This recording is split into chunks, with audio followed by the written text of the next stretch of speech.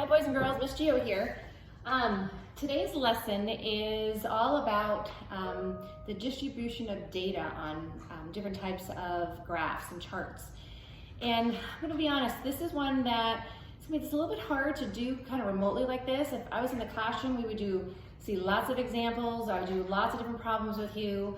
So I'm kind of gonna give you some basics, and then I'm going to show you some ways to make this a little easier for you, okay? So a couple of the words you're going to be thinking about and reading about today, they're over there, and I wrote down page 891 because they're there in your math book, so you can look those up. But it's clusters, gaps, a peak, and symmetry, okay? So what I did over here is I drew a line plot that kind of was an illustration of some of those points.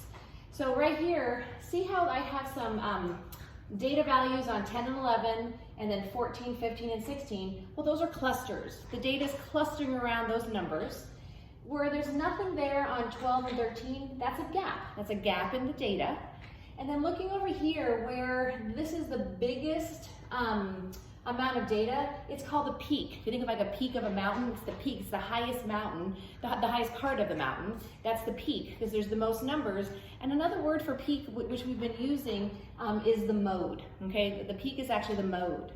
And then down over here, they also talk about symmetric distribution. Sounds kind of crazy, but you guys know what symmetry is. Symmetry is if you divide something in half, they look the same on either side, okay? So that makes something symmetric. If you draw a line down the center, one side is the same as the other side of a figure. So that's the same with my line plot here, okay? What I did is I drew a line plot, and I drew a line straight down the center. And if I were to fold this line plot together, that would show that they are exactly the same on either side, okay? So this is symmetric distribution of data. It's the same on the left as it is on the right, okay? So what they do is in this lesson is they give you different graphs and they want you to use these terms to just describe it, okay? But then they also ask you about measures of center and the spread. Now we know that measures of center are our median, our mode, and our mean.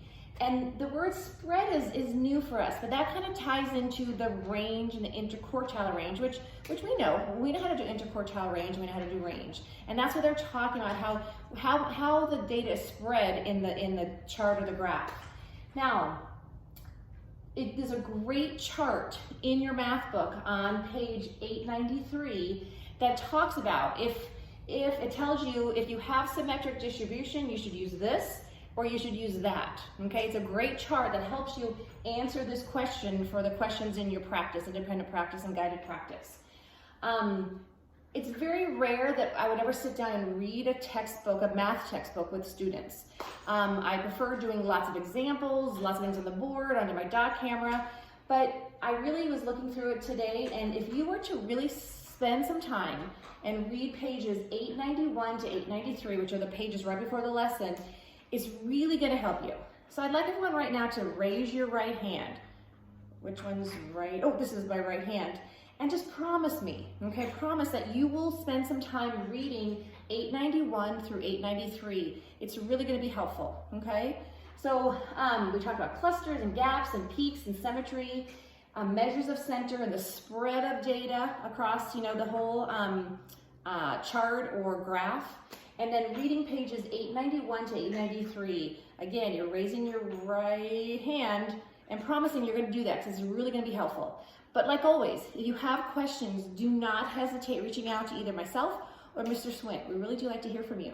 And we're happy to help, definitely happy to help. All right, guys, have a good day. Talk to you soon.